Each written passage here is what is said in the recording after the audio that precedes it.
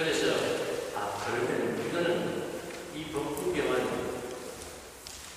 전부 다 읽을 수 있는 거니까 읽고 그냥 이해하는 걸로 만족하고 거기에 중원 부원하면 제가 거짓말을 좀 못해도 되는데 그러기보다 진실하게 부처님의 육성이 있는 육성인 부분을 설명을 해드려야 된다라고 생각하고 법구경 가운데 제5품 계신품을 여러분들에게 설명하기로 했습니다. 계자는 우리가 계율할 때 계자인데 이 계자가 한자로 쓰면 계율이라는 뜻인데 계신하고 낱말이 붙어버리는 말이에요. 글자가 두 개가 붙어버리면 조심하라 그런 뜻이 되고요. 그래서 여러분들 나라 자고 집 갔다고 붙으면 무슨 뜻이가 되죠? 나라 집이 아니고 뭐가 돼요? 그건 나라예요. 국가 그러면 한문말인데 우리말 하면 뭐예요? 나라예요. 이 계신이란 말도 계자, 계율, 또 삼가시, 계율 삼가가 말이 안 되거든요. 그러니까 행동 조심하라. 계신한 말. 행동을 조심하라. 삼가하라. 그런 뜻이에요. 그래서 제목은 삼가하라. 이렇게 잡아봅니다.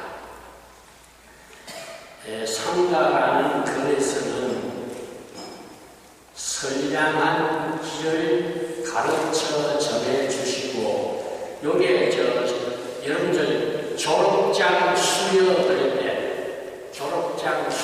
때 수여란 말이 어떤 정해진 과정을 가르쳐 주서 전해주다는 뜻이에요. 정해진 어떤 과정을 가르쳐 전해주는 것. 근데 무엇을 배겠어요? 그 부처님의 가르침을 가르쳐가지고 전해주는 거예요. 그래서 삼가라는 꿈에서는 선량한 길을 가르쳐, 선량한 길이라는 게 부처님의 길, 부처님의 길은 불도인데, 불도는 선량한 가르침, 부처님의 가르침은 선량한. 이 세상에 어느 책을 읽어도 그 책에는 반드시 미움과 시세움과 질투와 여러 교만과 불화와 반목 이런 게 다 나오는데요. 부처님의 가르침에서는 그게 하나도 없습니다. 아무리 찾아도 팔만대장경 속에서는요. 부처님이 중생을 조금이라도 나쁘게 생각하든지 좋지 않도록 생각하는 부분은 하나도 없어요. 불경이 가지고 있는 가장 위대한 점입니다. 그래서 다른 책들을 보면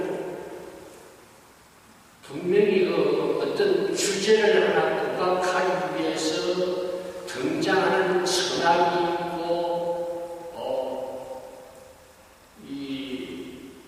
어떤 자기의 그 심리 상태 같은 걸 이 선한 쪽이 아닌 쪽으로 부각할 때가 많습니다. 그런데 부처님 가르치면 전부 다 선밖에 없어요. 그래서 선량한 길을 가르쳐서 전해주신다. 모세서는 삼가라고 하는 이 장면이었습니다.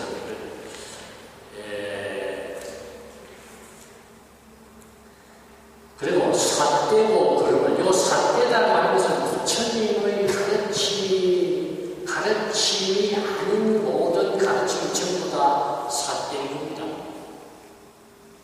그래서 우리 불교에서는 사실 이교도라는 말을 안 쓰게 되어 있는데요. 뭐라고 쓰면 외도라고 합니다. 외도. 근데 이교도 그러면 우리하고 지위가 달라 보는데 외도라고 하면 우리가 부처님이 가르친 것이 아닌 가르침을 그냥 외도라고 좀 안양을 가지고 이야기하는 외도라고 얘기하죠. 그래서 이교도라고 하는 것보다 외도라고 얘기했습니다. 사대고 그름을 금지 제재하셔서 이 한물 보면 후무소해, 한문이 후무소해요. 뒤에 뉘우치는 바가 없게 하다. 글자가 그렇게 해석되거든요. 이 다음에 뉘우치는 바가 없게 하다 보니까 후무소해라고 하는 말은 후회, 무자가 해석해가지고 후회를 없게 하다. 이런 얘기예요. 무엇이 상가라는 품에서는, 상가라고 하는 품에서는 후회함이 없게 하다. 그런 뜻이에요. 그 다음 그게 더 작은 것이 나죠. 인간을 위한 문명의 이기에 의해 생물이 사는 지구는 이 은하계에서 머지않은 장래에 사막화되리라. 이게 제가 꿈을 꿨더니만 이런 꿈이 꾸어지더라고요. 지금 말이죠. 우리가 그냥 도로로 갈 때는 그런 상황을 잘 발견을 못하는데 비행기를 타고 남쪽에서 서울로 다 가다 보면 날씨가 맑을 때는 말이죠. 서울이 빨간 우리 큰 주머니가 형성되면서 서울 경기도 이런 안 본 사람은 이해를 못해요. 저는 그걸 갖다가 못 깨달았어요. 서울이 그냥 빨간 큰 어떤 지구를 멀리에서 보는 형상처럼 서울이 빨갛게 변하고 있어요. 그 공해 속에 사는 게 서울 시민이에요. 저도 역시 거기서 살고 있어요. 그래서 사실 탈 서울이 저희 지금 금년도 저희 목적이에요. 서울을 벗어나오죠. 그리고 전형으로 후라시를 가지고 나와요. 딱 비춰보면 후라시로 빨간 빛나는 빛이 잘 나오는 거기에 말이요. 그 현미경에서 세균 덩어리를 보는 것처럼 그 먼지가 말이야. 무지하게 있어요. 그래서 그 먼지를 보고는 도저히 그냥 숨을 쉴 수가 없어서 이렇게 해야 돼요. 마스크를 쓰고 다니고 언제든지 그걸 제가 늘 불안하게 생각하니까 이런 꿈이 꾸어져요. 이거 잘못하면 이 지구가 지금 이 은하계에서 우리가 아직까지 발견한 은하계에서는 생물체가 있는 걸 확인을 못했거든요. 그 생물체가 있으리라고 추측을 하지만 그러니까 부처님은 이 지구에서부터 많은 세계를 지나가면 인간이 사는 세계, 생물이 사는 세계가 있다. 우리하고 지적으로 발달한 세계가 있다는 걸 늘 말씀하시고 계셨어요. 그런데 아직도 과학이 증명을 못하고 있습니다. 그런데 과학이 언젠가 증명을 해낼 거예요. 부처님의 이야기가 진실한 이야기를 갖다가 발휘하입니다. 자, 다음 페이지를 봅니다. 법구경은 말이요. 전부 다 1품에서부터 26품까지 법구경이 하나 있습니다. 1품에서부터 26품까지 법구경이 하나 있고 그 다음에 1품에서 39품까지 법구경이 하나 있습니다. 그렇게 현재 전해지고 있는 법구경이 두 가지 정도다 이 말씀이고 첫째 몇 품에서요? 1품에서 26품까지 하나 법구경. 근데 이 법구경은 인도를 중심해서 태국, 라오스, 버마 이쪽으로 전해지는 남쪽으로 전해지는 법구경이 26품으로 되어 있어요. 26품으로. 그 다음에 그 중국 또 몽고, 티베트, 대만, 한국, 일본으로 전해지는 법구경이 이게 39품으로 되어 있습니다. 39품으로 되어 있습니다. 제가 조사한 바에 의하면 39품으로 번역되어 있는 부처님의 법구경은 세 사람이 있습니다. 지금까지 세 사람이 번역했어요.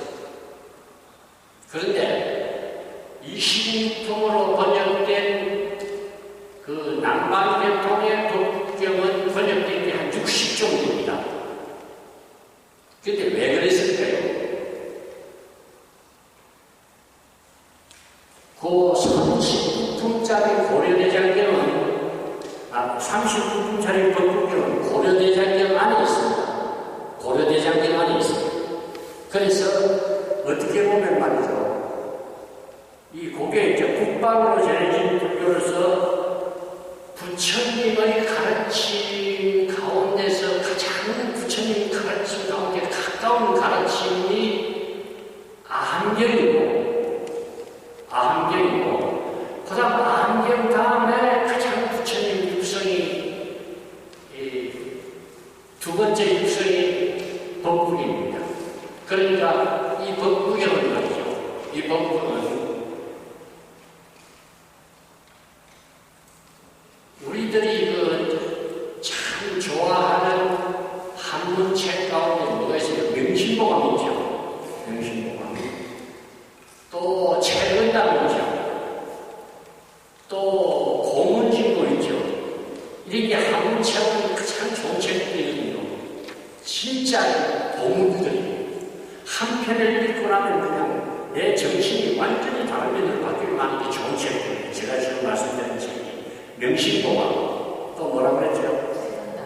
채근담, 또, 고문진보, 고문, 옛날 글, 진짜 법의 진, 법의 법, 고문 가운데 법애들만 모은 글이다. 채근담. 그런데 그 책들의 중심 사상이 법국경에서 왔다는 것을 제가 느끼고 있습니다. 아직까지 주장은 안 합니다. 그런데 제가 느끼고 있습니다. 제가 그 고문진보를 갖다가 읽은 게 20대 때 읽었는데요. 한문으로 된 고문진보를 보다가 이런 걸 하나 발견했어요. 자기 자신을 이롭게 하지 못하면서 어떻게 남에게 이익을 줄 수 있겠는가? 자기 자신을 이롭게 하지 못하면서 어떻게 남에게 이익을 줄 수 있겠는가? 이 말이 되죠? 말이 안 됩니까? 자기를 이롭게 하지도 못하면서 어떻게 남한테 이익을 줄 수 있겠는가? 말이 돼요, 안 돼요? 안 돼요. 돼요. 그 말 하기 어려워요. 말이 돼요? 말이 됩니다. 자기를 이롭게 하지 못하면서 어떻게 남을 이롭게 하겠는가? 그래 놓고 그 다음에 이제 중요한 거예요. 자기 마음을 길들이고 몸가짐이 올바르면 무슨 소원인들 이루지 못하겠느냐? 뭘 한다고요? 자기 마음을 길들이는 무엇으로? 부처님 가르침으로 길들이는 거지. 좋은 쪽으로 길들이는 거지. 자기 마음을 길들이고 그 다음 자기 몸 가지고 바로 가죠. 그러면 하원부질이에요. 무슨 소원이 나한테 이르지 않는데 하원부질. 신조체제가 좋은 부질이죠. 그렇게 무지하게 좋은 말을 고문진보에서 제가 발견했던 거예요. 어디에 20대 초반에나 모르겠어요. 기억이 잘 안 나요. 그걸 발견하고 무지하게 좋아했거든요. 그런데 거기에 줄을 보니까 어떤 고전에 나오는 건데 이게 어디서 나오는 걸 모른다는 거예요. 출처를 모른다는 거예요. 그래서 나는 그 출처를 고문진보라고 생각했는데 법국경을 제가 지금 뒤에 번역을 하다 보니까 그 39품짜리 고려대장경 법국경을 번역하다 보니까 거기 그대로 나오는 거죠. 그래서 제가 고문진보를 그걸 번역을 한 사람한테 연락을 해서 전화를 해가지고 전화를 해줬죠. 이게 불경에 법국경이 나오는 겁니다. 그렇게 이야기를 하니까 고맙다고 그러더라고요. 그래서 자기가 앞으로 재판을 하면은 법국경에 나오는 이야기라고 쓰겠다고 합니다. 그러니까 법국경은 동양에 있어서 잠언 시집에서는 거의 그게 아마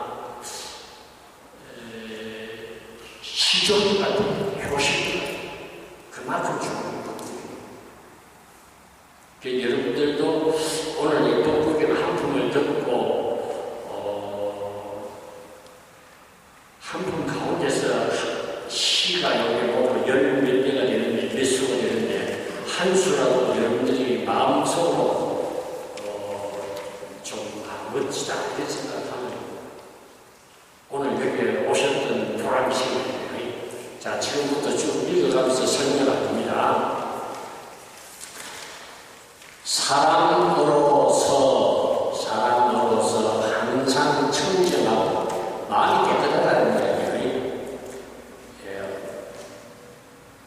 몸에 있는 때 씻는 것도 청정하지만 몸에 있는 때보다 마음에 삼독심 플러스 교만하면은 네 가지가 되죠. 네 가지가 됩니다. 그래서 네 가지를 갖다가 마음에서 씻어내버리면 마음이 깨끗해지는 거예요. 사람으로서 항상 청정하고 계율을 받들 때 끝에 이르도록 하는 게 참 어려운 거예요. 이게 복물지종인데요. 끝에 이르도록 하는 게 이 끝에 이르다가 부처님이 될 때까지 번뇌가 없어질 때까지 그런 뜻이 좋은 뜻으로 해석되어집니다. 끝에 이르도록 깨끗하게 고쳐가며 선행을 하라. 이거요, 아마 스님들도 또 불자님들도 처음 해석하는 거예요. 정수선행인데 깨끗하게 정자고 숫자가 이거 닦은 숫자인데 제가 뭐라고 번역한 것 같아요? 고치라고 번역했어요. 새로운 여러분들 수리하다 할 때 숫자가 이게 무슨 숫자예요? 닦은 숫자예요. 집 수리할 때 집에 가서 걸레질하는 거예요. 집 수리하는 무슨 뜻이세요? 집 수리했다. 나 오늘 집 수리하기 때문에 오늘 법회 못 가. 그럴 때 집에 가서 집에서 걸레 가지고 말을 닦는 거예요. 부엌을 닦는 거예요. 기둥을 닦는 거예요. 석가를 닦는 거예요. 닦는 거예요. 원하는 거예요. 집을 고치라는 거예요. 자기가 생각한 대로 필요한 만큼 자기가 필요하다고 생각한 대로 고치는 게 수리예요. 집수리예요. 그래서 우리도 닦을 숫자를 말해요. 나 자신을 고쳐간다고 생각하는 거예요. 깨끗한 마음 가지고 더 깨끗하게 좀 더 깨끗한 쪽으로 다가가다 나를 고쳐가고 선행을 해라. 좀 가르치면 괜찮아요? 나빠요?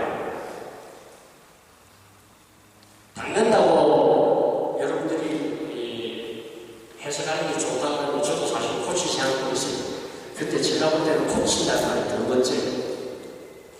깨끗하게 고쳐가며 선행을 해야 이와 같이 해야 계율이 성취되느니라. 여기에서 우리가 좀 하나 완전히 좀 알고 나가야 될 줄 알았습니다. 부처님은 말이죠. 누구한테 계율을 받지를 않으셨습니다. 부처님 교단에서 유일하게 계를 받지 않으면서도 계율을 한 가지도 잘못하시지 않은 불자를 부처님 제자, 부처님이라는 부처님은 한 가지 계율도 받지도 않으셨고 잘못하시진 않았어요. 왜 그러면 부처님이 계율을 안 받아도 되는가? 과거세 부처님이 되겠다고 발심한 이후부터 늘 계율을 지켜온 거예요. 계율을 지키면서 자기를 끊임없이 수정해온 겁니다. 그래서 수정하고 더 수정할 게 없어가지고 별게 뭐밖에 없어요. 부처님밖에 없어요. 그래서 부처가 되신 거예요. 그러니까 교회를 따로 받을 게 있죠. 그런데 우리가 스님들이나 불자들이 교회를 받는 것은 자기 자신으로서는 고쳐나갈 어떤 기회를 발견하지 못하니까 교육을 받음으로 인해서 자기 자신을 고쳐나갈 수 있는 거예요. 여러분들 스님들이 맥주나 막걸리 같은 거 마시면서 곡차 마신다고요. 곡차. 그런데 그게 진묵스님이라고 하는 분이 계셨는데 이분이 말이요. 그 옛날에 그 막걸리 참 좋아하셨답니다. 그런데 곡차라 그러면 마시는데 막걸리라고 하면 안 마셨대요. 막걸리라는 말은 술이라고 해요. 곡차를 말하면 곡식으로 만드는 차다. 그런 게 마셨대요. 그래서 거기에 보면 어떤 그 진묵스님의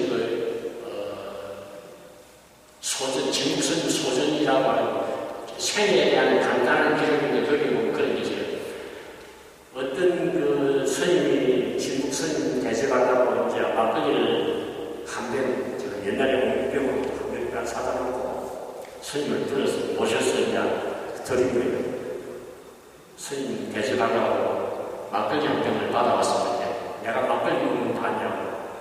바쁜 놈이라고. 그래서, 그러고 이제 돌아와서, 보다가, 야, 그게 뭐냐? 막걸리입니다. 막걸리. 그게 또 스님이 안 보시는 자식이에요. 그래서 세 번을 부정을 하니까, 스님 남자는, 나쁜 놈, 그런 자리를 하시는데, 그분이 눈이 사발대게 됩니다. 이 진묵스님은 최근세의 부처님의 화신이라고 할 만큼 위대한 스님이거든요. 그런데 그런 경지에 못 간 사람들도 그 스님의 그런 법문을 알기 때문에 곡차라고 마시더라고. 나는 그래서 그 스님들한테 반대합니다. 그래서 부처님은 계율을 더 이상 지킬 수 있는 계율, 더 이상 자기를 깨끗이 할 수 있는 경지까지 올라오신 분이니까 부처님 계율을 안 받아도 계율을 다 지키셨단 말이에요. 그렇지만 우리는 부처가 아직 안 됐으니까, 마음을 다 깨끗하지 못했으니까 언제든지 지금 고쳐가는 마음으로 살면 고칠 게 없을 때까지 고쳐가는 부분 모두 부처가 됩니다. 그런데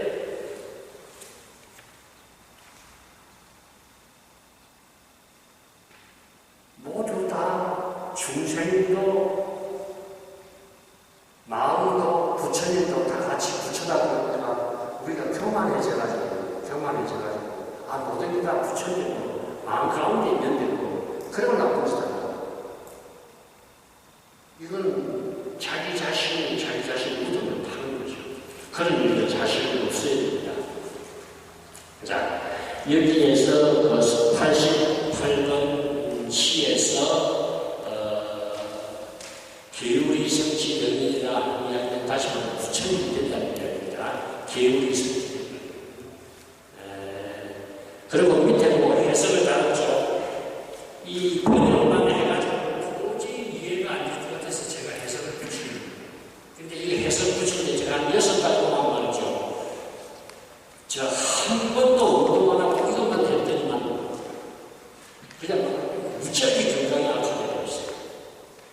하루에 저녁에 한 7시에 자고 저녁 한 11시나 12시에 일어나서 이때까지 공부를 했거든요. 이거 주습 해석을 달고 이제 해석을 다 달아놨어요. 자, 선행하여 자기를 고쳐가면 깨끗하나니 사람은 언제나 깨끗하다면 평생 동안 계율을 지킬 수 있으니 선행하는 부처님이 되는 일입니다. 선행하는 게 부처님이 다르게 합니다. 근데 우리가 이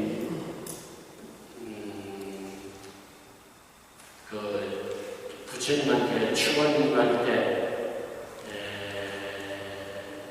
참선하시는 분은 뭐라 그래요? 참선자, 일환통로, 또 연불자, 삼매연자, 강견자, 해안통로. 이게 전부 다 부처님입니다. 부처님. 그러니까 부처님 경전을 읽으면 말이에요. 부처님 경전을 읽는 거 가지고 부처님적인 거예요. 이 연불하는 거는 뭡니까? 경전적인 거예요. 경전이 느끼는 거예요.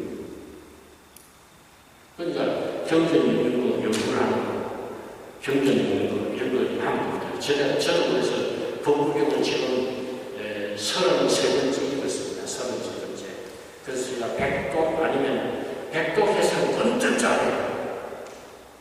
옛날에는 한 100번 읽으면 다 되는 것 같은데요.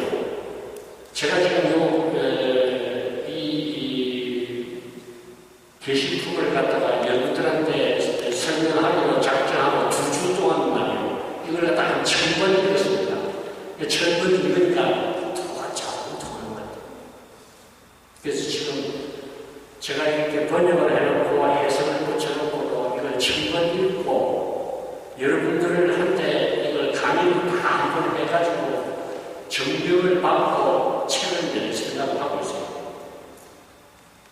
이 듣는 사람이 많이 있으면 있는 것만큼 좋아요. 그래서 여러분들이 제가 설명하는 거 듣고 스님 그건 아닙니다. 그렇게 표현하는 것보다 이렇게 표현하는 것이 좋습니다라고 내한테 말해주는 사람이 있으면 내한테 가장 멋진 도반, 멋진 서적이 될 수가 있어요. 그런데 그런 말 안 하나 그러죠. 그죠? 찝찝해가지고 혹시 스님한테 욕 들어보는 거. 그런데 이 불경에는 보면 나의 단점을 말해주는 나의 스승님이고 나를 좋다고 칭찬해주는 분은 마음이라고 했어요. 이 부처님을 가르치는 거예요. 그런데 제가 주지스님한테 죄송하지만 저는 여기 와서 주지스님 칭찬 한 번도 못했거든요. 그런데 경전을 보니까 너희들이 언제 서로가 서로를 칭찬하라고 내가 가르쳤느냐? 왜? 마무리가 되시면 안 된다는 거예요. 그래서 저는 저보고 욕하는 스님은 상당히 속으로는 좋아하지만 저보고 네가 좀 똑똑하다고 하는 사람은 참 싫어요. 똑똑한 게 별로 잘했네. 자, 지금 남은 부분은 쭉쭉 읽어나갔습니다. 지혜로운 사람이 계율을 지키면 복이 삼보에 이르고 여러분들이 계율을 지키면 부처님들이 가르쳐주신 계율을 지키면 복이 삼보에 이른단 말은 더 이상 있을 수 없다는 이야기예요. 이러니 널리 퍼지고 이게 하나 맥증이라고 제가 먼저도 이야기했어요. 불경이 한문으로 번역되면서 유교적인 사상이 개입된 얘기입니다. 불경에서는 말이죠. 절대 내면을 위한 이야기가 하나도 없습니다. 그런데 중국어로 번역될 때 타협을 합니다. 중국의 사상과 중국의 효사상과 불교가 타협을 하고 이러니 널리 퍼지고 이걸 얻으면 후세에는 하늘에 가서 즐거우리라. 자, 복이 삼보에 이르기 위하면 원하면 지혜롭게 계율을 지켜라. 다음 생에 성천은 물론 금생의 이익과 행복도 보장이 됩니다. 뭐라면 계율을 잘 지키는 행동을 삼가하면 항상 육경, 육식의 관계를 터득하고 이게 좀 여러분들이 법문을 잘 듣다고 말해요. 이런 말이 나오면 가장 인상이 팍 찡그러져요. 왜? 어려워서 모르거든. 육경이란 말은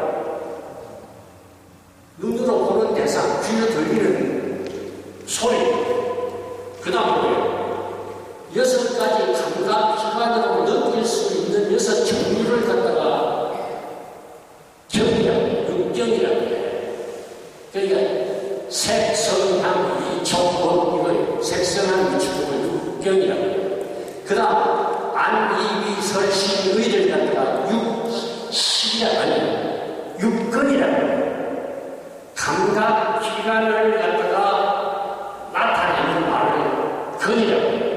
그 다음 경계와 감각관이 부딪히면 거기서 판단하는 능력이 생깁니다.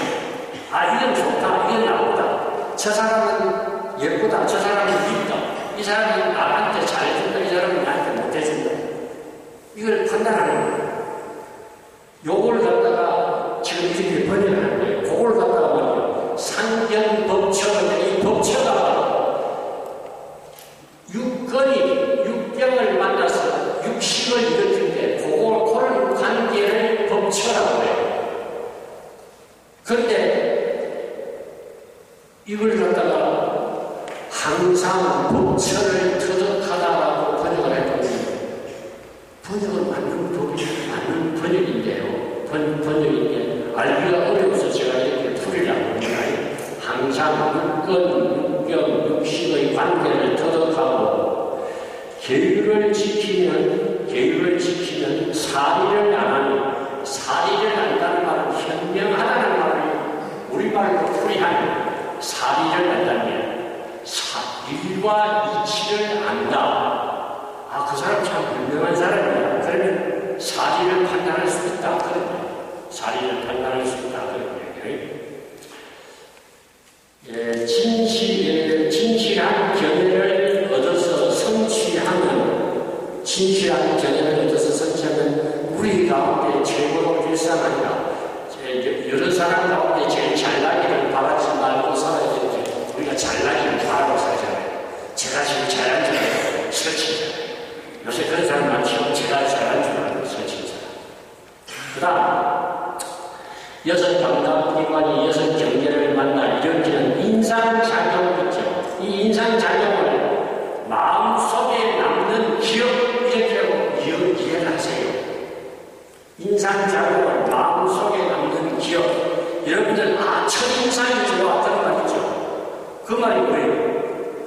어떤 노래를 들었는지 그 노래 소리가 내 귓속에 아직도 살아있다. 그 말은 노래 소리가 내 기억 속에 남아있다는 얘기예요. 그렇죠? 그 사람 참 첫인상이 좋아서 처음 만났을 때 호감이 갔어. 그리고 그 마음속에 기억이 남는다는 얘기예요. 그래서 여섯 감각기관이 여섯 경계를 만나서 어떤 알고리 인상작용이 생겨버립니다. 그것을 육식 또는 법처 이렇게 이야기합니다. 법처라고 합니다. 위에 얘기한 이야기고, 계율을 지키는 이는 편안하고 자신에게 번뇌가 없게 하며, 이 한문으로 보면 말이에요. 영자가 영신문외할 때 영자가 무엇으로 하여금 무엇보다 하게 하다 그런 뜻이거든요. 영신하다. 자신으로 하여금 번뇌가 일어나지 않게 한다. 무엇이? 계율을 지키는 것 가지고 번뇌가 안 일어나게 한다. 이게 잠이라는 말을 갖다 치웠습니다. 제가 사실은. 자도 아늑하고 편안하면 하면 되죠. 잠을 자고. 자는 건 자는 것은 다른 자는 게 있어요. 자도 아늑하고 편안하고 깨도 항상 기분이라. 자, 밑에 한번 볼까요? 악몽시에는 불법을 지키시오. 우월경시에는 윤리를 지키시오. 번뇌가시에는 계율을 지키시오. 계율을 지키면 언제나 기쁨이 마음 가운데 충만합니다. 계율을 지킬 때 여기 힘들지만 지키고 나면 기쁨이 충만한 게 계율입니다. 그래서 계율을 지키면 부처님이 우리들에게 내리는 가피를 받을 수 있는 자격을 갖게 됩니다. 그런데 우리는 부처님한테 뭐 해주십시오 그러고 그러기만 하고 자기가 받을 수 있는 그릇이 생각을 안 합니다. 자기가 받을 그릇이 된다는 이야기는 부처님 가르친 대로 생각하고 부처님 가르친 대로 행동하고 부처님 가르친 대로 이 세상을 끝까지 살 생각을 하면서 돌심을 이어가는 거예요. 그 다음 92번요. 92번. 고쳐가면 계율을 지키고 안 버리고 고시하면 여기서 숙의 고시 있습니다. 그럼 이 아까 숫자 다시 계율을 닦는다. 말이 돼요? 안 돼요? 도대체 말이 안 되죠. 그러니까 계율을 나를 고쳐가면서 또 계율을 지킨다는 얘기예요. 그 나를 고치는 것은 계율을 지키는 것이고 계율을 지키면 나를 고쳐주는 겁니다. 내가. 그러니까 여러분들 참 계율 지키기가 어렵다고 생각하면 어려우니까 이게 수양 아닙니까? 수양. 수양입니다. 수행이란 말은 불교에서 쓰는 수고 수양이란 말은 일반인이 쓰는 수예요. 이게 수행이라고 하면 괜찮고 수양이라고 해도 괜찮습니다. 근데 계율을 수행하다는 것은 글쎄 의미는 통하는데 번역상으로서는 좀 안 맞아요. 그래서 제가 이거 술을 고쳐가면서 계율을 지키고 보시를 하는 데는 뻗이지 않고 보시를 해야 됩니다. 제일 나쁜 보시가 나 돈 냈다고 생각하는 보시. 이거는 그 보시 하자마자 기한이 지나버리면 자기가 원하는 게 이루어져 버리면 보시복은 없어지는 거예요. 지연복은 복이 되나니 이게요. 지연복은 복이 되나니 말은 이 한번 써보죠. 제가 이 부분 한번 여기 와서 한번 써보세요. 부처님이 될 때까지 복을 가지고 가는 방법.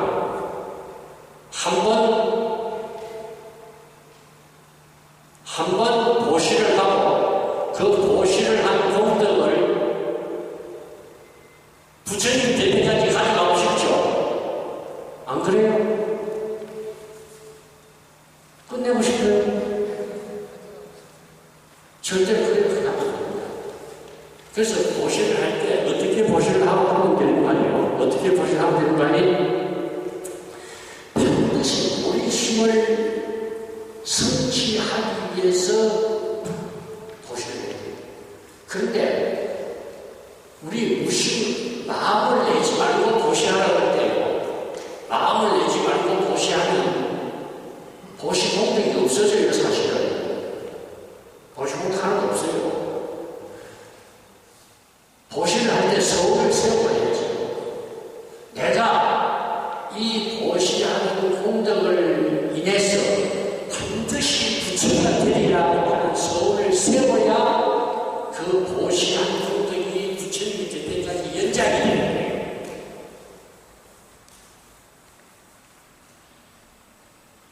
아마 지금부터 여러분들 어떤 기도를 하든지 기도를 할 때 내가 이 보시하는 공덕으로 기도하는 공덕으로 내가 부처가 먼저 돼야 되겠지. 그렇지만 나 말고 우리 서방님도 내 아내도 내 아들님도 내 딸도 전부 다 부처가 됐으면 좋겠다 라고 생각하고 보시하고 기도하고 수행하면은 그런 가족들은 잘못되려고 아무리 노력을 해도 잘못되지도 않지만 노력도 안 해요. 무슨 노력을 안 해요? 잘못되는 노력은 누구도 안 합니다.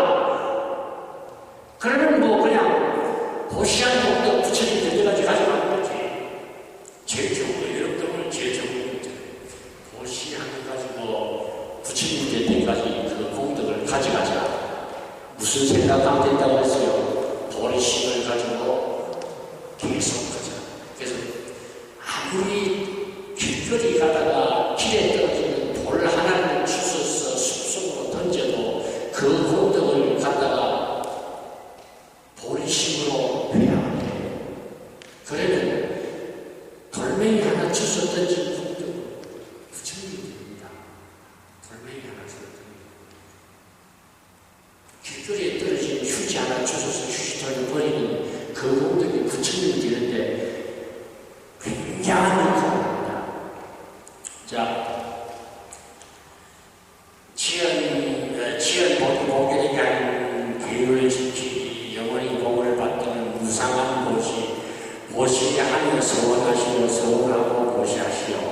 부처님 되리고 하는 보시는 진실한 보시라 말씀합니다. 부처님 되리고 하는 보시는 진실한 보시니까 진실은 영원히 되지 않습니다. 영원히 없어지지 않는 진실이에요. 자, 어떻게 하면 끝까지 설명하면서 어떤 선행으로 편안하게 살며 먹으며 어떤 사람에게 무엇이 사람에게 고배가 되며 도저히 빼앗지 못하는 게 무엇입니까? 법구경 가운데 이렇게 질문이 나오는데 이 질문은 부처님 말씀이 아닙니다. 거기에 대한 대답은 부처님 말씀이에요. 어떻게 하면 죽을 때까지 선량하게 살 수 있습니까? 어떤 선행을 하면 편안히 살 수 있습니까? 제일 귀한 부분은 뭡니까? 도둑이 빼앗지 못하는 게 뭡니까? 이 부분을 갖다가 법정선생님이 수표에 대해서 아름답게 썼는데 그건 제가 지금 소개를 못합니다. 몰라서 늘 한번 읽기만 했으니까. 계율을 지키는 노래까지 편안하며 계율을 지키는 선량에서 편안히 살고 지혜가 사람에게 제일 보배가 되고 복은 도적으로 맺는다. 맞죠? 이게 맞는 말이죠. 복을 도적을 그것도 또 하나 있어요. 지혜도 다른 사람이 맺습니다. 지혜 어떻게 뺏어요? 그럼 의사가 가지고 있는 지혜도 다 뺏어버리죠. 지혜도 몇 뺏습니다. 자, 그 다음 95번 계율을 받은 비구 입계 그럴 때 입계도 입장하고 참 설명이 어렵습니다. 그런데 제가 우리나라에서 중국 국어 사전이 있어요. 중국 국어 사전 15권짜리인가 그런데 그게 찾아보니까 11자리 같다고요. 받다라는 이야기가 나와요. 수립, 그건 무슨 뜻입니까? 수립. 정부를 수립하다. 나무 숫자하고 설립자 쓰면 정부 세우다는 이야기입니다. 그게 정부를 세우다 그러면 나라가 새로 생긴다는 얘기인데 계율을 받으면 뭐가 돼요? 귀국계를 받으면 귀국가 되는 거죠. 그래서 이건 입자를 갖다가 그 큰 사전을 찾아가지고 이 받다는 해석으로 해도 좋다는 걸 거기서 발견을 했습니다. 그래서 계율을 받은 기분은 이렇게 해봤습니다. 그런데 이걸 말이요. 그저 선생님들한테 죄송한데 저는 이걸 딱 번역하면 계율을 받은 특장을 하고 번역을 하고 싶어요. 사실. 법구경에 제가 번역한 법구경은 비구라는 말을 갖다가 불자라는 말을 상당히 많이 바꿨습니다. 그 이유는 말이죠. 법구경을 갖다가 너무 좁혀서 외연을 좀 넓히려고 불자라면 다 읽을 수 있게 만들어야겠다는 생각에서 계율을 받은 기운은 있는데 스님들한테 용서를 바라면서 이 부분도 사실은 뭐라고요? 계율을 받은 불자는 하고 바꿀 수 있었으면 좋겠더라고요. 앞으로 바꿀 거예요. 제가 번역을 해서 책을 만들면 모든 감각문화를 지키는 단속하고 결국은 이게 발전적인 쪽으로 자기를 고쳐나간다는 이야기는 우리가 감각한 단속하는 거예요. 그런데 솔직히 말해서요, 스님들이나 우리 신도님들이나 어디 맛있는 거 있으면 먹으러 가고 싶잖아요. 저도 가고 싶은데. 맞죠? 근데 이거는 사실 바람직한 건 아니거든요. 스님들하고 신도들하고 저녁 먹고 저녁 좀 한 끼 누가 산다고 해서 나가보면 저녁 먹겠다고 노래 부르면서 노래 부르지 않는데 이건 정말 안 가야 돼요. 스님들이 노래 부르면 스님들이 모양이 흐트러집니다. 스님들이 흐트러진 모양을 갖다가 붙여갈 때 보였으면 전제가 되죠. 스님들이 이래야 좀 어떻게 좀 뭐냐 한마디 노래 한 번 불러도 신도들한테서 절대 노래 부르지 않습니다. 그때 그 영불이 우리 노래, 영불 구성지게 노래 부르고 더 멋지죠. 자, 감각을 참는 단속하고 음식을 스스로 절제하고 음식 절제하면요 이 병 거의 다 났습니다. 제가 저 그저께 어제 원양을 갔다 왔는데 포항 곳에 원양을 갔다 왔는데 전심을 갖다가 그 원양에서 일부러 제가 얻어먹었어요. 된장이 4가지가 나오는데 된장이 부셔지잖아요. 된장이 4가지가 나오는데 김치, 장년김치. 장년김치가 아직도 있더라고요. 장년 가을 김치가. 근데 먹을 수 있는 건 마당에서 마당 끝에 심어난 상치, 쑥갓 이런 게 올라오더라고요. 그래서 그거하고 또 그 과일 쪽들하고 그런 걸 먹을 수 있는데 반찬이 짜서 먹는 것이에요. 그런데 그 스님이 아까 그랬죠. 6.25 이전 이전에 스님이 되신 분이에요. 그래서 스님, 너 여기 와서 같이 하고 그래서 내가 속으로 내가 여기 와서 살면 저 스님을 변화시킬 수 있을까 없을까 어제 진양내 공부를 해봤는데 그게 안 되겠더라고요. 왜? 70년을 하다가 그런데 짜증이 하시는 분이 힘있게 자시겠어요. 내가 말한다고 자기 행동을 고치겠어요. 내가 고치려면 얼마나 싸워야 되겠어요.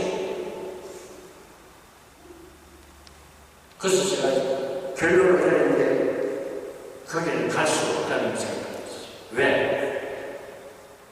그 불교 가운데 사성법이라는 게 있는데 같이 가서 살면서 그분을 좋은 쪽으로 이끌어내서 제가 가서 살아야 되는데 도저히 자신이 안 생겨요.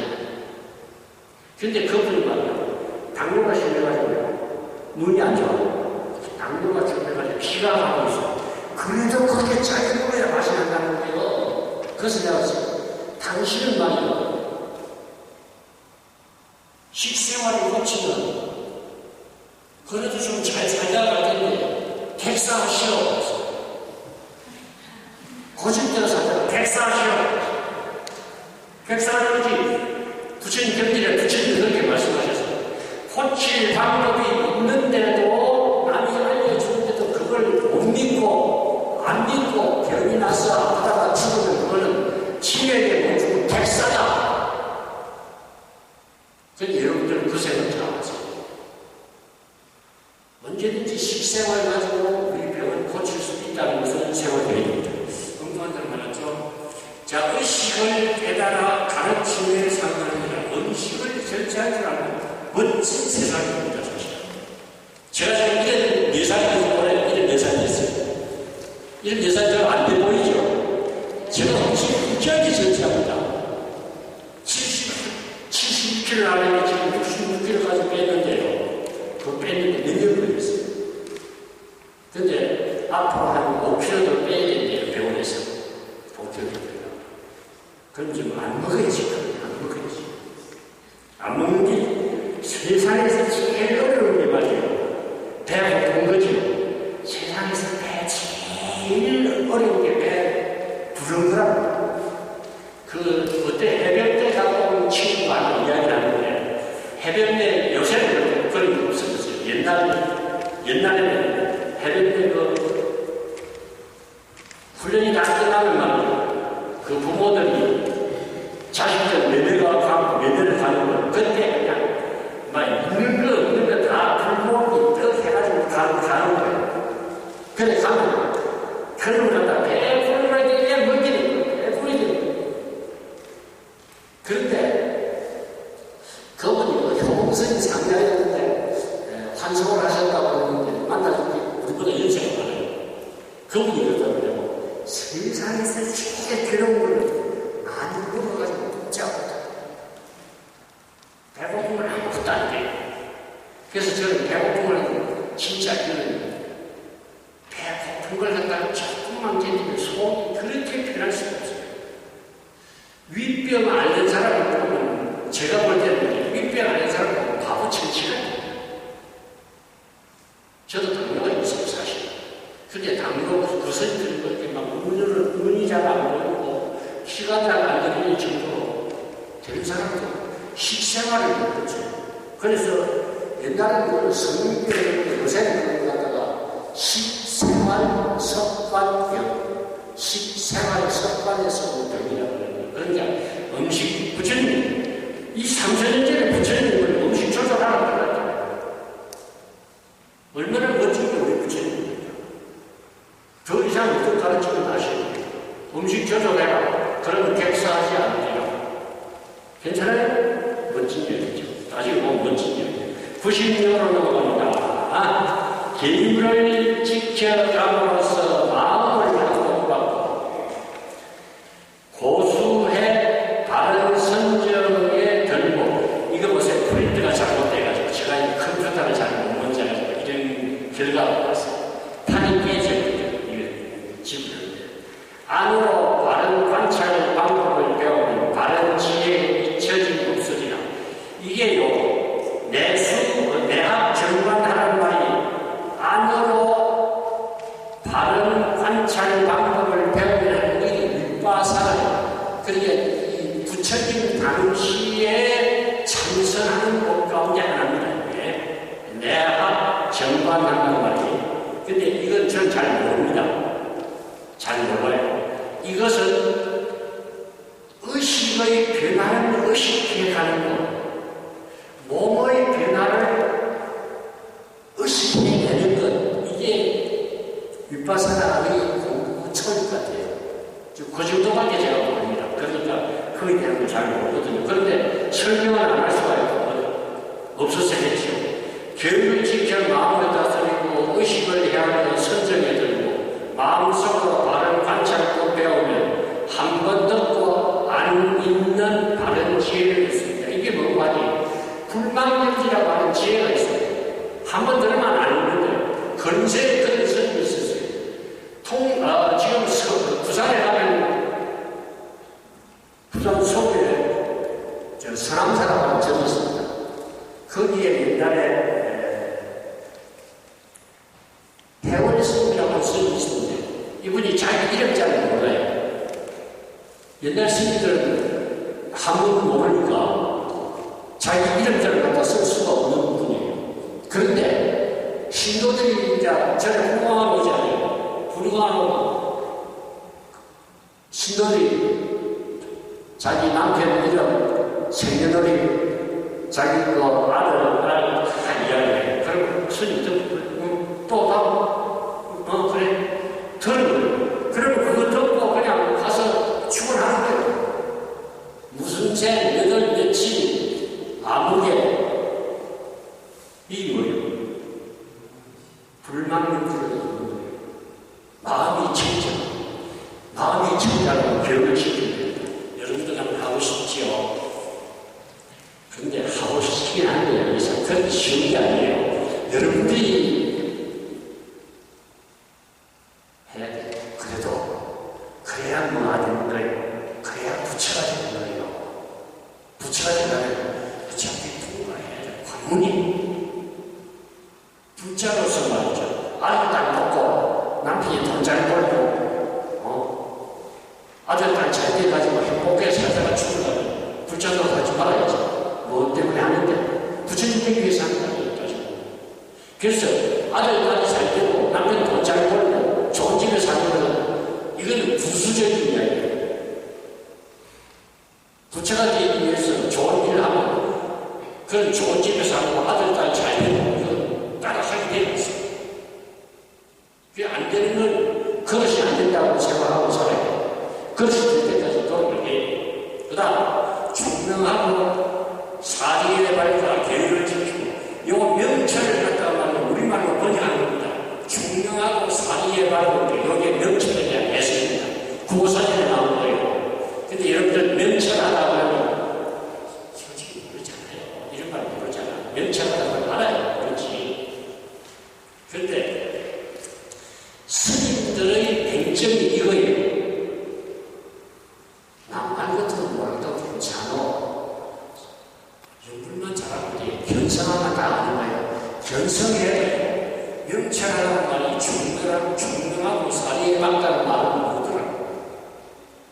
견성한 사람한테 물어도 명철이 무슨 말이냐. 당신 견성했다니까 혹시 좀 말해보시오. 그러니까 어물어물 딴소리만 하고 말더라고요. 그래서 경전을 공부한다든지 부처님의 가르침을 바로 알려면 부처님 그 경전에 쓰여진 낱말에 대한 의미를 먼저 파악해야 경전을 좀 알 수 있어요. 숫자 해석하듯이. 자, 안으로 안지의 생각하고 도를 실행하되 가르침과 같게 상하면 스스로 깨끗해서 고통이 생기느니라. 자청하면 고통은 스스로 깨끗해지는 고통은 제거된다. 밑에 그 생각합니다.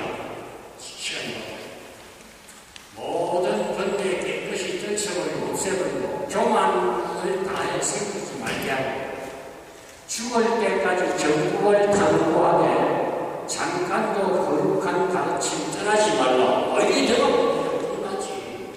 죽을 때 말이요. 딴 생각 안 하고 부처님 가르치는 딱 듣고 마음속에 새기고 죽으면 절대로 나쁜 데 쓸 아무리 못해놔도 사랑 못해놔도 아무리 못해놔도 밥 굶는 집에 죽어도 안 돼요. 아무리 못해놔도 내가 먹는 집에는 안 돼요. 그러니까 부처님 가르침을 갖다가 머릿속으로 다 생각하고 죽지 않고 부처님처럼 됩니다. 가장 좋은 죽음.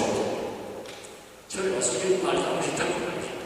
자, 모든 문제가 잠깐도 거룩한 가르침 떠나지 말라.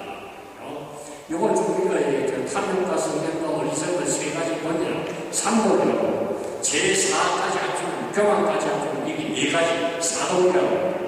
이것까지만 다 지어버리는 거예요. 이게 큰일 나죠. 그럼 중생이 없어지죠. 중생이 없어지면 제가 일이 없어지잖아요. 네 가지도 버리고, 숨이 멎는 순간까지 불법 무한의 부처님 가르침을 끊이지 맙시다. 이게 여러분들이 부탁하고 싶은 말이고, 그 다음 개정해 계율 설정 시계 해탈 시간 이걸 뭐라고 그러죠? 5분 법신이라고 그러죠. 옛날에 설명 한번 했습니다. 이 자리에서 계율의 몸, 선정의 몸, 지혜의 몸, 해탈의 몸, 해탈 시계의 몸이 있습니다. 이것을 잘 생각해야 돼요. 이것을 5분형을 잘 생각하는 거죠. 근데 이걸 갖다가 향이라는 말을 붙이는 이야기는 계율이 가지고 있는 공능, 신능을 갖다가 향이라고 하는 형태가 있는 영이라고 하는 형태를 가지고 그 계율의 직능, 공능을 갖다가 형상화하는 거예요. 형상화하는 거예요. 그 다음 선정도 그런 거예요. 선정이 되면 마음이 통일되는 걸 선정이라고 하는데 마음 통일된 게 여러분들 눈으로 보여요? 안 보여요? 안 보이죠? 그 향한 줄기가 향이 탁 나오죠.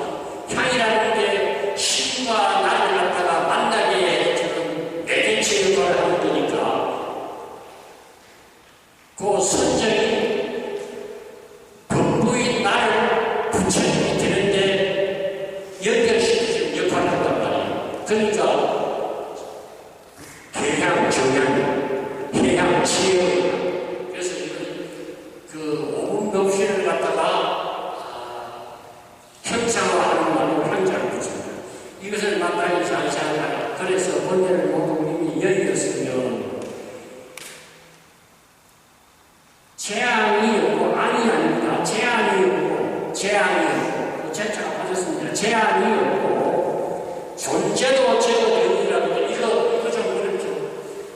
여기에 설명을 좀 하겠습니다. 계율을 지키는 몸, 선정을 지키는 몸, 지혜를 성취한 몸, 해탈한 몸, 해탈한 시계의 몸, 늘 잘 생각하면 본래인 재앙은 물론 나라고 하는 생각까지 제거됩니다. 한국 불교의 내적 제기로 불자들한테는 말할 것도 없고 전에 입문한 스님들한테도 스님들이 제일 먼저 가르쳐야 할 것이 이 세상 현상계는 영원하지 않다. 내 몸도 이 세상 현상계의 한 부분이다. 그런데 이 현상계는 언제든지 변화하고 있다. 그래서 변화하는 것 가운데 진실한 내가 무엇인가 찾아내게 만들었습니다. 그래서 내 몸도 결국은 변화하는 제가 지금 생활적으로 앞으로 한 6년 살면 80세잖아. 그때까지 살면 그래서 멋지겠지. 6년 후에 내가 죽는다는 걸 확실히 알면 말이죠. 나쁜 짓 안 해요. 그렇죠? 오래 살 줄 알고 나쁜 짓 살라고 그러거든요. 더 오래 살라고 나쁜 짓 살라고 그러거든요. 이게 제도화라는 이야기인데 제도부상이라는 이야기. 이걸 갖다가 부자들이 알면요. 남편이 죽었다고 마누라가 죽었다고 선택할 이유가 없는 거예요. 사실은 이 몸을 가지고 살다가 버리고 가는 물건이 여러분들 자동차 타다가 시간마다 60만 킬로, 100만 킬로 뛰면 자동차 어떻게 해야 돼요? 바꿔야 돼요. 그대로 타야 돼요. 안 바꿔요? 여기서 안 바꿔?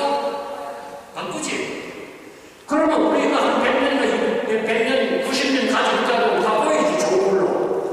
그런데 좋은 걸로 바꾸려고 갔는데, 그냥 옆에서 그냥 못 가게 붙들어잡아요. 이게 맞대요. 아이고, 참 좋은 걸로, 아이고, 좋은 차 사야지. 좋은 차 사야 될 거 아니에요. 그죠? 그런데 이 못 가다가 자꾸 사고. 왜? 육신이 무상한 걸 갖다가 확인을 못하니까 터득을 못해요. 이걸 터득을 시켜야 돼요. 그러면 나쁘지 절대로 안 해요. 계획을 안 겠거든요. 자, 그 다음 넘어갑니다. 나라가 하는 생각까지는 다 한번 제거해보세요. 얼마나 멋진가. 그러면 선이나 절대 싸울 일이 없어요. 언제든지 멋있다. 당신 최고로 멋져요. 당신같이 위대한 사람이 어디 있냐고. 위대한 그 사람이 어디 있냐고. 한번 그래보세요. 아이들 저처럼, 야, 니처럼 독특한 놈이 어디 있는데? 니같이 있는 놈이 어디 있노? 다 한마디 해보면 애들이 딱 반해버리시죠. 반해버리는 남편, 반해버리는 아들이 없으면, 자녀이 없으면 이 세상 사는 재미없어. 반해버리는 만들어요. 왜? 부처님 가르치는 충분히 가능합니다. 자, 집착을 벗어나면 바로 피안입니다. 나머지 다시 피안에 가버리면 나쁜 건 다시 생기지 않는다는 거죠. 모든 영광이 경계에 초월하면 마치 태양이 증명한 날과 같으니라.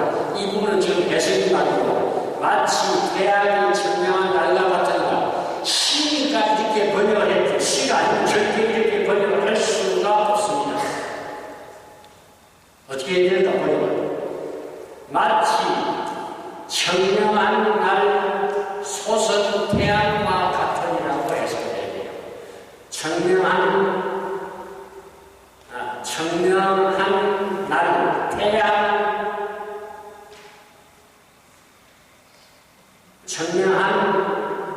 마치 태양이 안 청명한 날과 같으니라.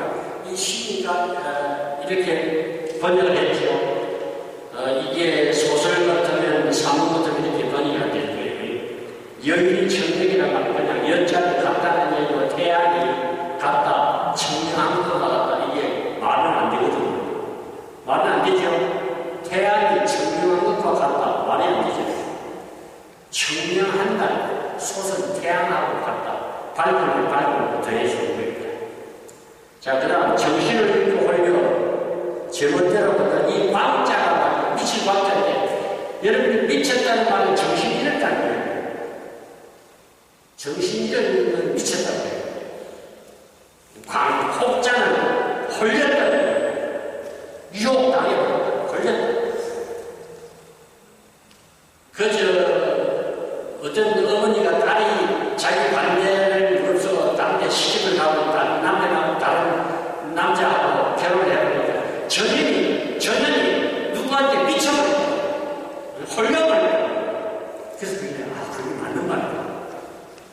이게요, 남자, 여자의 관계는, 남자, 부부의 관계는 이 세상 누구도 막지 못해.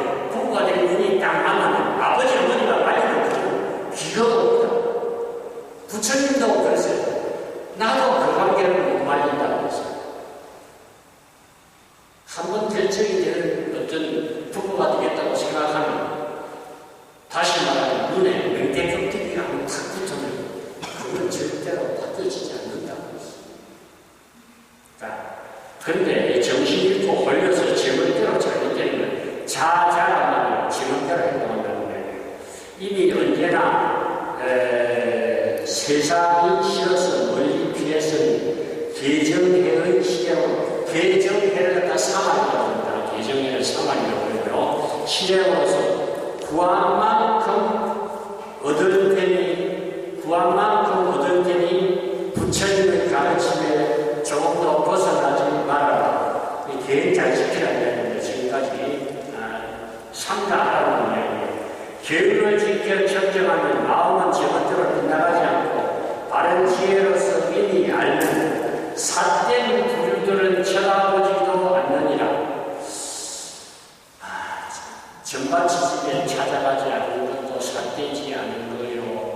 또 부처님 가르침, 이의 가르침을 넘보지 않는 것도 섞이지 않은 부분입니다. 잘못된 것, 이런 것들 전부 다 눈길을 돌리지 않습니다.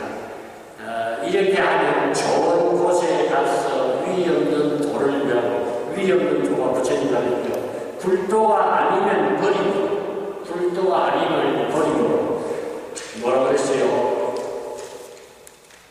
악마의 경계를 벗어날 수 있습니다. 법구경은 오늘 여기까지. 그리고 한 장 다 나온 거 있죠? 나온 거 있죠? 이거 읽어보신 분 손 들어봐요. 아니, 손 들어, 그건 없어요. 읽어봤죠? 내가 법문하는 동안에 읽었어요. 그래서는 아주 잘못했고요. 이건 말이죠. 제가 산천에서 초파에 제가 법문을 했거든요. 이거 조금 이야기할 겁니다. 법문을 했는데, 나무서가모님을 나무시아공사 서가모님, 고인의 면목을 입니다. 올해는 말이죠. 초파일을 맞았는데, 초파일이 와도 초파일이 온날이 아니었어요. 그래서 제가 말합니다. 출래, 봉춘자, 올래자. 발음은 출래입니다. 출래가 아니에요. 출래라고 합니다. 출래, 불사출. 봄이 와도 봄이 온 것 같지 않고, 올해는 4월 8일이 와도 4월 8일이 온 것 같지 않고, 부처님이 오셨으니까 기뻐해야 되는데, 이 민족이 전부 다 그냥 이상하게 그냥 슬픔에 차 있었어요. 저는 슬픔에 안 차 있었습니다. 왜? 아니까. 다 아는 거예요. 이 세상에서 가장 무서운 보복이 말이에요. 자식이 부모보다 먼저 죽는 거예요. 자식이 부모한테 보복하는 거예요. 그걸 제가 여기서 설법을 했다는 말이에요. 초아름만, 초파에 설법을 했어요. 근데 이건 말이죠. 제가 개인으로 하는 이야기가 아니고 부처님 경전에 나오는 이야기예요. 부처님 경전 안에 흥기행정이라고 하는 경전이 있는데 그 경전에 보면 부처님의 일족이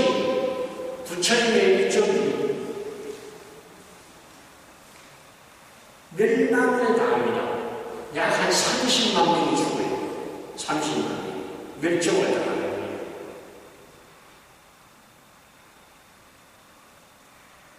그런 멸망을 당할 당할 수 밖에 없는 과거의 인연을 갖다가 흥기행정에서 부처님이 말씀을 해놨어요. 왜 이렇게 됩니까? 왜 이렇게 당할 수밖에 없는가? 부처님은 그걸 갖다가 아사세 왕이 그 부처님 그 일종을 갖다가 멸망을 시키는데요. 부처님이 2번을 가서 말렸어요. 못 가게. 근데 3번째는 부처님이 할 수 없다. 이 인연을 의미하여 그러니까 못 걸린 저자가 부처님 제가 신통으로 거물망을 쳐서 못 들어가게 하겠습니다. 부처님의 정남면이라 결정된 업은 멸할 수가 없는 거예요. 결정된 업을 꼭 받는 거예요. 아무리 작은 거라도 받는 거예요. 그럼 저는 저업을 뭐라고 해석하니 죄를 저지른 놈도 기억을 하고 있고 그 내가 저지른 나쁜 짓을 갖다가 다른 사람도 기억하고 언젠가는 꼭 갚아지 하고 생각하고 있어요. 요거를 부처님 죄도 받아야 돼요. 그래서 약 한 달 동안 우리 민족들이 우리 국민들이 아주 슬프게 생각하는 게 슬픔에 젖어 있는 게 당연한 거로 생각하고 있어요. 한 달 동안 우리 국가가 입은 피해가 얼마나 많겠어요. 학생들이 입은 피해가 얼마나 많겠어요. 전에서 입은 피해가 얼마나 많겠어요. 그래서 우리가 잘못 생각하고 그래서 제가 볼 때 이런 게 있으면 말이죠. 오래 갈 거 없죠. 책임부서 장관 그 자식 다못 끊어버리고 행식이고 나쁜 놈들 전부 다 잡아버리면 끝나죠. 이게 이렇게까지 한 달만 가는 게 있습니다. 그렇게 했으면 아무런 문제도 없어서 빨리 막을 수 있었던 것일까. 아직도 못 막고 있습니다. 대통령 담화가 어떻게 나올지 모르죠. 자, 부질없는 이야기를 많이 했습니다만 필요했던 이야기입니다. 우리 지금 슬픔 잊어버리고 모두 다 제가 볼 때는 그 부모들한테 쫓아가서 제가 다른 가정하고 해운결제를 하라고 그러고 싶었습니다. 모두 듣지도 않았습니다. 해운결제를 하라고 하고 싶었어요. 그래서 하고 싶었는데 못 갔어요. 4월 8일 됐습니다. 오늘 설교 이걸로 끝냅니다. 감사합니다.